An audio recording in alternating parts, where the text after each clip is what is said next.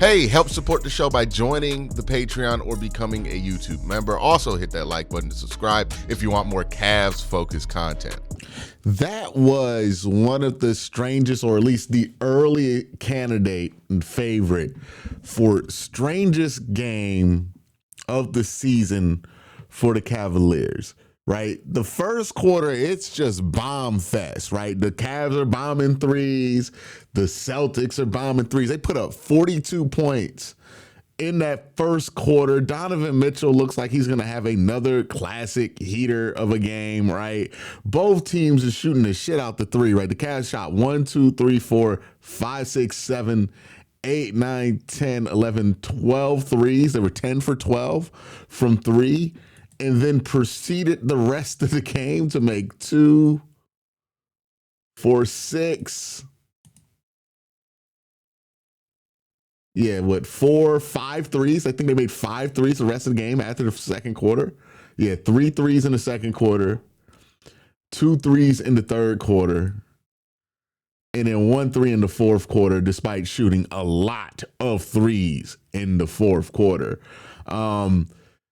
This was a very concerning game. Now, again, I don't want to get overboard with it. It's earlier than early. It's the first week of the season. It's not even November yet, right? So I'm not going to sit here and freak out because of something that's happening in November.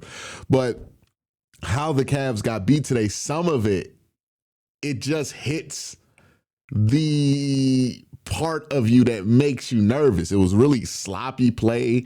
Cavs had 14 turnovers in this one. The rebounding margin, the Cavs actually won the rebounding margin. No, they didn't. They lost it by 10. So they were minus 10 in rebounds, offensive rebounds. They were minus 7 in rebounds as well.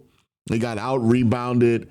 And what bothered you was it was like dudes like Nemes Queta. I don't know who that is. I'm going to be honest with you. I did not watch enough Celtics basketball last year to know who that is. But 26 minutes, my man had 13 boards. 13 boards. Meanwhile, Jared Allen and Evan Mobley, Jared Allen had 6 boards in this game? Look, man, he had 16 points, so you can't call it a no-show from Jared Allen. And honestly, the no-show was from Donovan Mitchell for 3 quarters in this game, if we're being completely honest about this team. There's also other issues with the Cavs right now. Their offense just does not look smooth. It does not operate well without Darius Garland. Even when Lonzo Ball is in there, it's not the same as it is with Darius Garland because Lonzo's just not the same scoring threat. And Lonzo's shot is taking a while to come together. 3 points in this game, 1 of 5 from the floor, 5 three-pointers. The shot selection in this game I thought was especially terrible. You could tell, too, that Kenny Atkinson was annoyed with the shot selection in this game because some point in the fourth quarter, there was the point where he actually put the subs in, but at some point in the fourth quarter, you could just feel him say, you know what, y'all want to shoot these threes? Let's see where it takes you, and then just kind of go hands off because the 3-point shooting in this game was just ridiculous. It was ridiculous in this game how many threes the Cavs took in the fourth quarter and did not make. I mentioned that they made one 3-pointer in the fourth quarter. They shot 1, 2, 3, 4, 5, 6, 7, 8, 9, 10, 11, 12, 13, 14. They went 1 of 14 in the fourth quarter of this game from 3.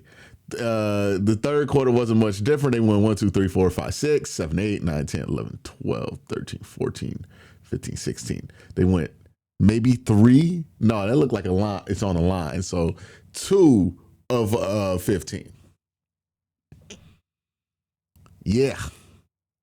Yeah, I don't know what to do with that. I don't know what to do with that. That's too many threes. It's way too many threes, especially when the Celtics had no answer for the Cavs in the interior. Now, I'm going to have some lenience at the beginning of the season for the offense. Some lenience for inefficiency. Evan Mobley, 7 of 19, 19 points. I've mentally prepared myself for the ugliness that was going to be this offense, especially before Darius Garland gets back, while they try to make some adjustments to make them more playoff ready. I asked for it. I want them to do it. So I can't sit here and complain that it looks a little ugly if that's what I wanted them to do. You just got to get through it, right? And it's one thing to say you're going to get through it and you're going to be okay with it, but living through it, it's a different thing, right? And this is part of living through it. But where I don't expect growing pains is defense.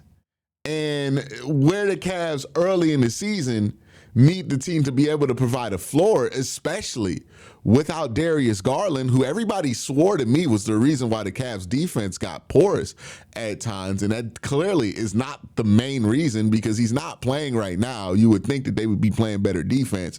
But the defense has been piss poor all but one game in the regular season this year. And that cannot happen. The defense has to give this team a floor when they're operating without Darius Garland. And I think that's what let them down in the playoffs without Darius Garland. And that's what's letting them down in games like the New York Knicks game and the Celtics game is, not having Darius, it's affecting the offense. It's making us inefficient. We're putting guys like DeAndre Hunter in a position to go 5 of 17. Good Lord. 3 of 12 from 3. Oh my God. Like, we're putting them in a position to shoot that much. Donovan Mitchell wasn't very helpful in this game either. 5 of 12, 5 of 9 from 3. I mean, he made some threes, so you got to give him that. But didn't make a single goddamn thing after the first quarter. So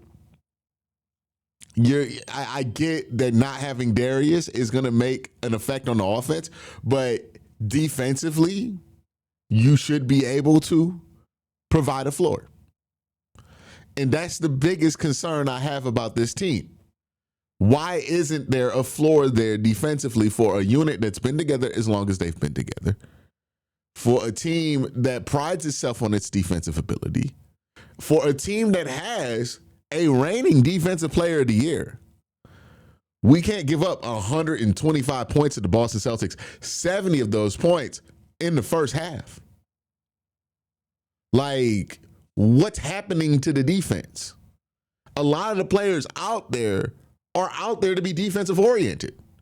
Dean Wade, Jalen Tyson, right? Like DeAndre Hunter, part of the trade, yes, for offense, but it was also for defense.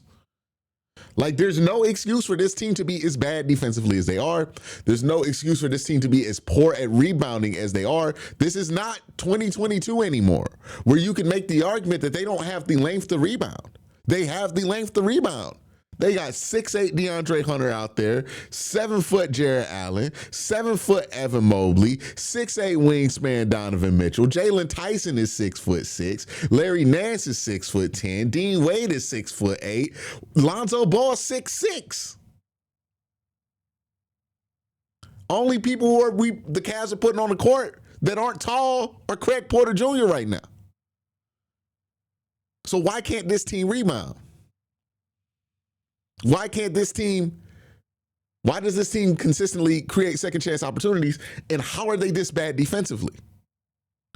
Some of these questions are for the players. Some of these questions are for the coaches.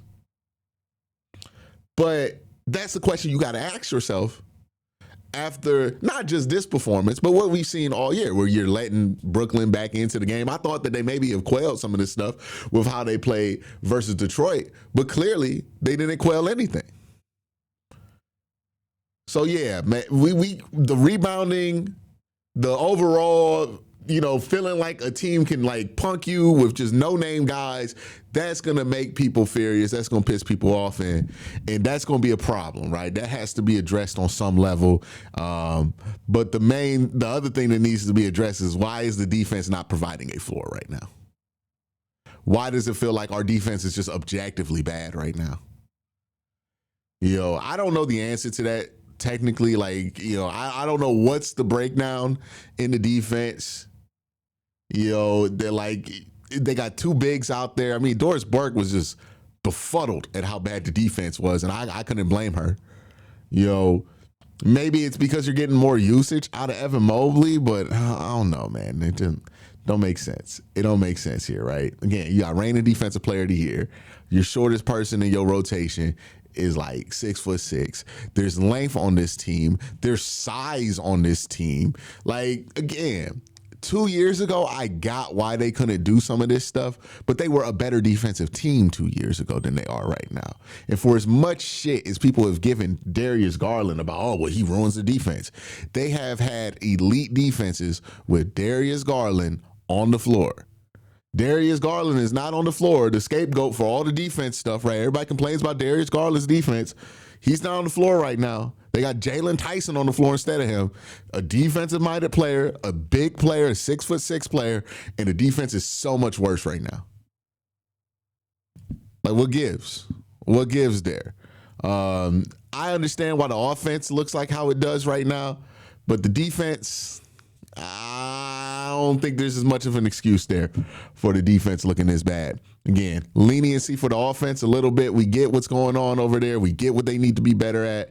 But the defense, I mean, that's supposed to be part of the bread and butter for this team, and it doesn't feel like something they could turn on or off. There's something feels off about that. And maybe it is that they need to make some trades and get tougher, get some tougher guys. Because I'm tired of seeing other teams' centers just mop us for the ball and stand on top of us, do all that screaming and shit. It's somebody you ain't never heard of. Cavs fans are tired of watching that. They're tired of watching that. And the reason this kind of stuff stings more than the October game should sting is because, unfortunately, Cavs fans know that if they ignore this, it will bite them in the ass in like 3 months or whenever the playoffs are, in a few months. Not even a few months, like 6 months away. But you know what I'm trying to say. Overall, very disappointing game for the Cavaliers. But hey, the NBA Cup starts on Friday. You know, I'll be there at the game on Sunday. Big shout out. But the NBA Cup starts on Friday. And maybe that can be an opportunity for the Cavs to, you know, show some edge, right? Because I want them to win stuff like the NBA Cup because they got to show that they can win games that matter. Not just games that matter in the regular season, but games that matter for both, like for something, for both sides, something more than pride. They got to prove that they can win games that matter. And they haven't done anything in the NBA Cup. They haven't even ever made noise in the NBA Cup as good as they've been over the last few years. And it's translated to bad postseason success. I mean, you look at the teams that do well in the Cup, most of them do well in the playoffs. Pacers, you know, I think the Thunder won it one year. Yeah, man. They gotta, this kind of stuff is what makes fans feel like nothing has changed. These kind of performances. We'll see what happens. That's my thoughts. Let me know what you think in the comment section below. Have a great day. Have a better night. Peace.